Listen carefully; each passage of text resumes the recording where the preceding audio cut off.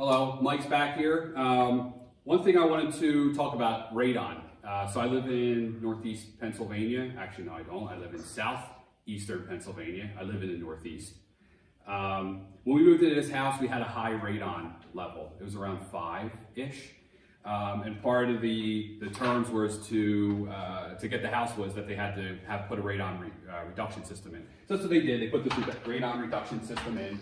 It's just a fan that basically is sucking air from underneath the pad in the basement, the concrete, and just exhausting outside. Basically just running 24/7. It's a sealed system. There's nothing to do really. We had this in our old house. It just runs.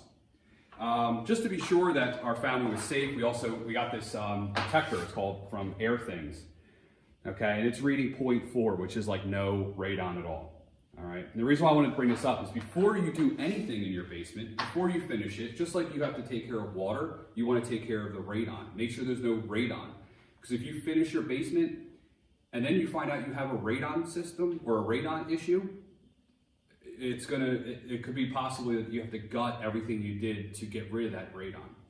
So just like you don't start the project before you make sure you don't have any water coming into our house, you probably also want to just do a check for radon to see if you have a radon issue and get that taken care of before you do anything in your basement.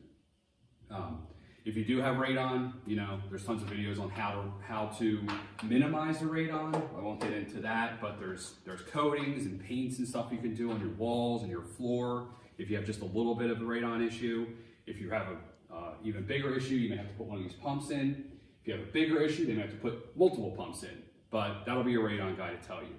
So just something to think about when you're finishing your basement. You don't want to get caught with a finished basement and a radon issue because that could be costly. All right, thank you. Bye.